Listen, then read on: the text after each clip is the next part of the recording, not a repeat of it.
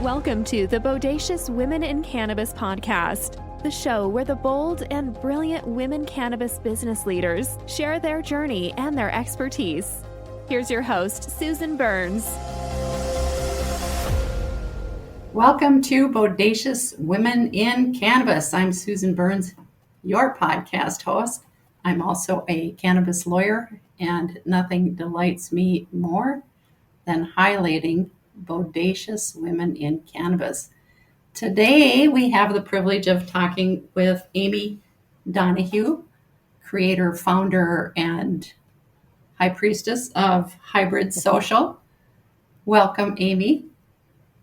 Thank you so much.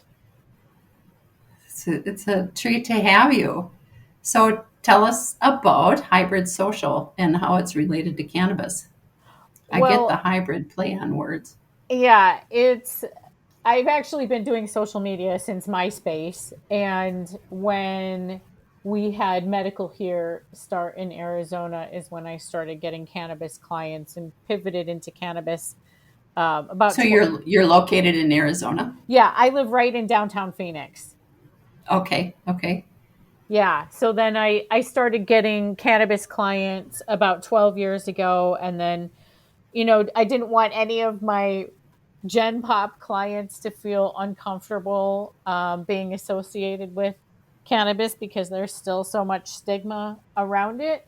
So that's when I dropped all my regular clients and went gung-ho into the cannabis industry. So you provide social media services for cannabis companies? I provide compliant and professional social media services for cannabis clients. Unfortunately, not everybody reads the rules. As we all know, it's kind of a hot topic of getting your Instagram shut down because I could go on a rant forever on that. But yeah, I get a lot of cleanup work. I would say probably 15% of my income every year is cleaning stuff up from people who didn't really know how to work the different social networks. So for those listeners who might be new to the cannabis industry and thinking about joining and starting a business, as well as for not all veterans know the rules, as we know, or that you wouldn't be having cleanup work. Explain a little bit more about that, if you would. So what are the particulars? And you don't have to go into major detail, but what's the difference about social media for cannabis as opposed to other businesses? Well, I think, first of all, being that this is an industry of entrepreneurs who maybe did not have a business before, don't understand that social media is not about selling your product. It's about branding yourself. So that's like lesson number one that people just don't understand. But number two, it's federally illegal, even though I'm in Arizona and I can buy as much of any cannabis product I want in this state. It is still federally illegal. So that's what all of the social network rules are based on, is that Schedule 1 title that we have, or classification, however you want to call it. So, and a lot of people... So now that would be for marijuana, but what about for hemp? We have a lot of hemp-derived products in the market, which are also cannabis. So that's where things get, and you know the law, so that's where things get dicey, because if it goes in your mouth, it still has to be approved by the FDA to actually be legal, even if it's CBD.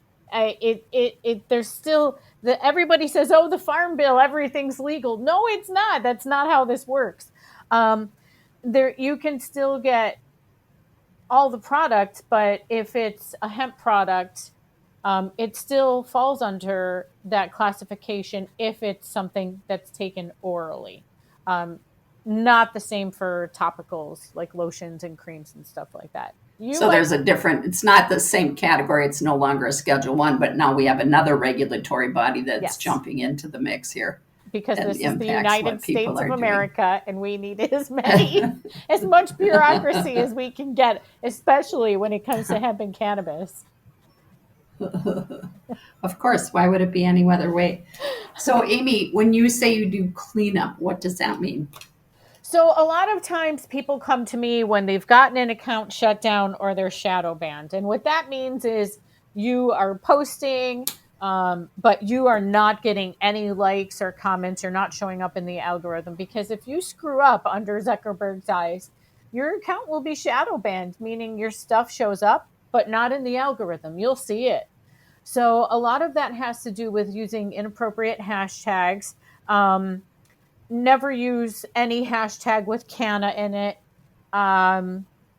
It's just understanding keywords and the law. But there's a lot of things about social media people don't understand. Again, it's about branding. So you don't really need a hashtag on Instagram if your text in the description of that photo gives the information out. Hashtags are for search. But all cannabis hashtags are shadow banned on Facebook and Instagram. So there's no point in using them. So I go back and I clean that stuff out of older posts for clients to hopefully get rid of that shadow ban. Oh, so once you're shadow banned, it's forever? It takes a while to work out. It can take a month or two. But you have to really work hard to post a lot. You have to make sure that everything you post you own, because that's the first rule on Instagram. You can only post what you own. Can't just jack something off of Google and say it's yours. So yeah, there's a lot of layers to what people can do that's incorrect, because they hired their millennial nephew to do their social media. Nice. It works until it doesn't, right? Yep, exactly. So, and do you also create social media campaigns for businesses that aren't in trouble? Yes, that's the majority of my work. The cleanup is a panic. I get the email, oh my God, our Instagram got shut down. What do I do? The majority of my work is to create strategies and build relationships for my clients online with their target audiences. That's the short of it. Okay. So your business you started as a social media branding business, and then you morphed into cannabis by demand. It sounds like, is that right? Yeah, I've always done social media, and then about 2011, 2012 is when I started getting cannabis clients, and then just decided to stick with cannabis.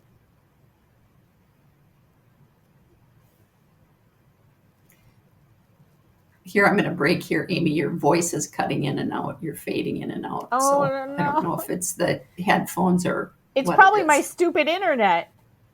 Oh, okay. All right. That's what we'll just leave it. They'll do their best with the edits. Okay. I'm going to pause again, and then we'll start. So how about what are your biggest challenges in your business, and how do you deal with those? How do you address those? Well, I think the biggest challenge is for small business owners to really understand what social media is. It's not just posting a photo with some words and then putting it out across every network at the same time to hopefully get people to buy your product. So I take a lot of time to educate people on what social media really is, and it's about drawing people in, creating culture. And we have a brand new industry. People do it in so many different ways. I see so many great campaigns out there, and I see a lot that just fall flat. But it's really about trying to figure out a way to give your customers an inside look at what goes on behind the scenes of getting your brand out there, basically. And so you find educating clients to be a challenge in your business? It can be. Like I said, I've lost opportunities too, and I'm finger quoting for the listeners, the millennial nephew. People thinking that young people understand social media for companies that are worth multi-million dollars simply because they grew up with a phone in their hand. And that's not the way it is. Social media is a lot of work, and it starts with knowing who your targets are. And a lot of small businesses don't know who that is. If I ask them, and you probably get this in your line of business as well, when I say who's your target audience, everybody who wants to smoke pot. No, that's not your target audience. Who? what do the people look like? So sometimes I have to take them back to the basics of branding, which I don't do, but I know enough about it to help people understand that they might need to hire a professional for that. There you go. And how about, Amy, your biggest joys so far? My biggest joys right now, I have a client in Illinois, and they have recently changed their laws as far as edibles go. Pretty basic. You could, I think, really only have tinctures and gummies before. And I got this inquiry at the beginning of the year. She's a woman. Her business partner is a veteran, and they came out with an edibles line of cookies. Now, we have had cookies here in Arizona. In Arizona, there's never been anything you cannot make out of pot that we have sold. We have sold some really sketchy stuff here simply because the law didn't prohibit anything. What's the sketchiest? We had infused toothpicks Okay. that you could let dry out, and then as soon as you put it in your mouth, supposedly, the THC would activate again. We had before Saliva activated THC. I like it. Yeah, they're not around anymore. We've had breath sprays. We've had breath strips. None of these are around anymore, and I attribute it to poor social media. But yeah, maybe something to do with the product too. That as well. But as you know, every state is different. So working in Illinois right now, because none of my clients are in my own state, is really cool because I get to see, first of all, the customers are excited about this product because they've never been able to get a cookie before. Something that seems so basic to me is bringing so much joy to people. And in turn, a woman and veteran-owned business is going to be successful because of that. And, the whole team is excited. It's just a really great group to be with. And just seeing the changes in the law where now they can get cookies, which, again, you don't think that's a big deal. But when you're limited to so little as far as edibles, it is exciting to be able to buy that.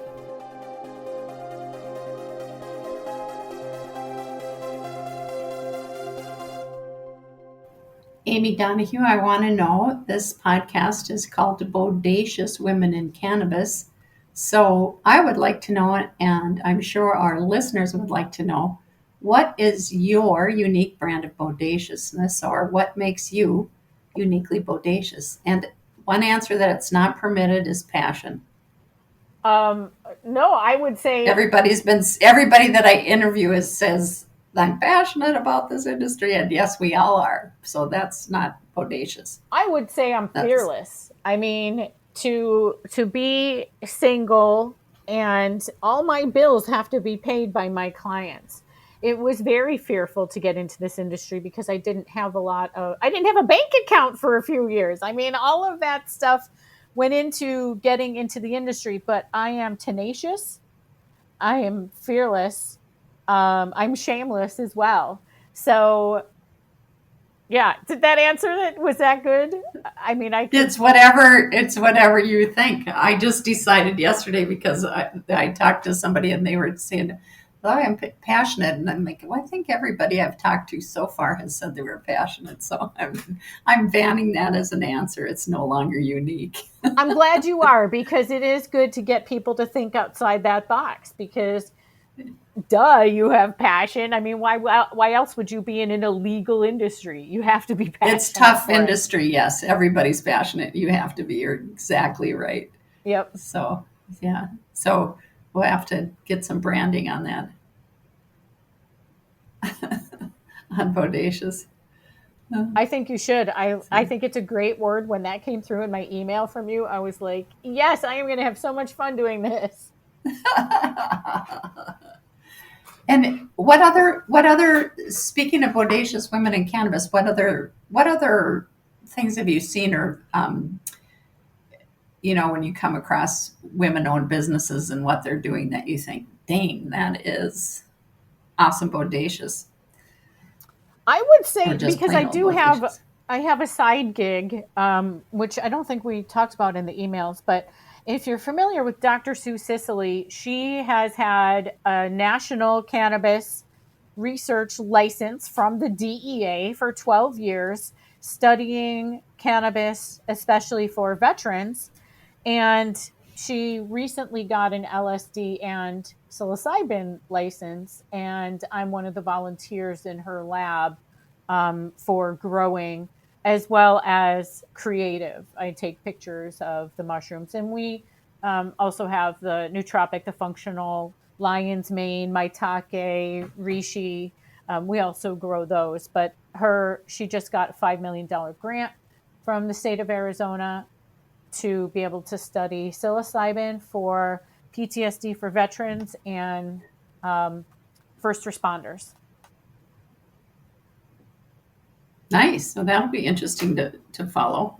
Yeah, I'm really excited about that. My father was a fireman, so just knowing what they see when they're on the job every day, yeah, they need to microdose. I mean, they're seeing trauma every single day. So just knowing that there's going to be more studies out there, because we all know the good that plant medicine does for people, but unfortunately, we have to have the evidence to back it up to be able to get, federal whatever, descheduling or rescheduling or whatever. Yes. And the cynical view would say there's another reason behind that. It's always the government. And pharmaceuticals. Tobacco, alcohol. I mean, the alcohol industry, their lobbyists are the reason that we're still on Schedule 1 for cannabis. They've been lobbying for decades for that. Oh, I didn't know that. Well, that's interesting.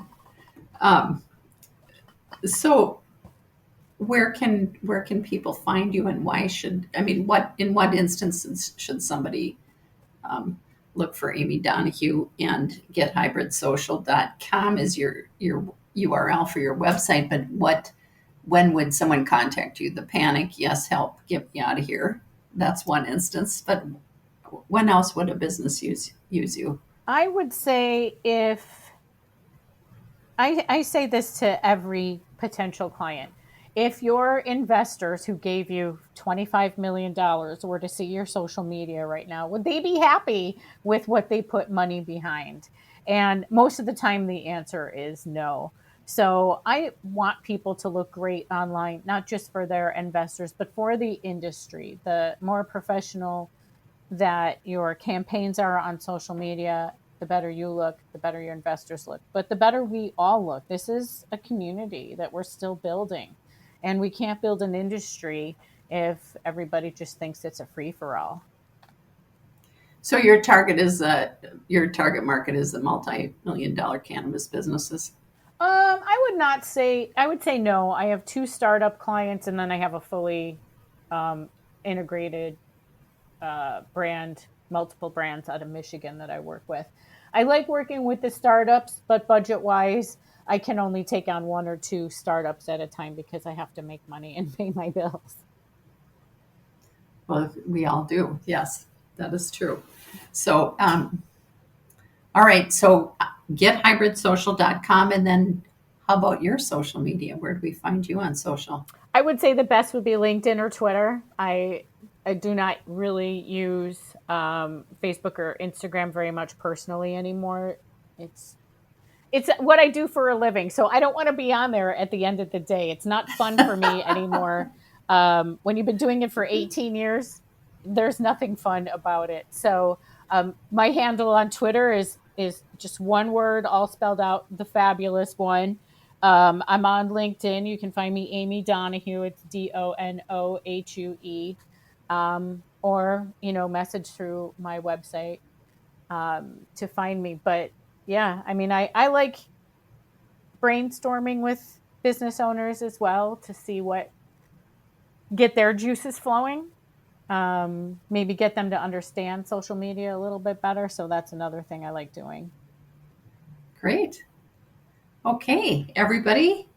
Hybrid Social founder, creator, Amy Donahue, a bodacious woman in cannabis. Thank you, Amy. Thank you, Susan.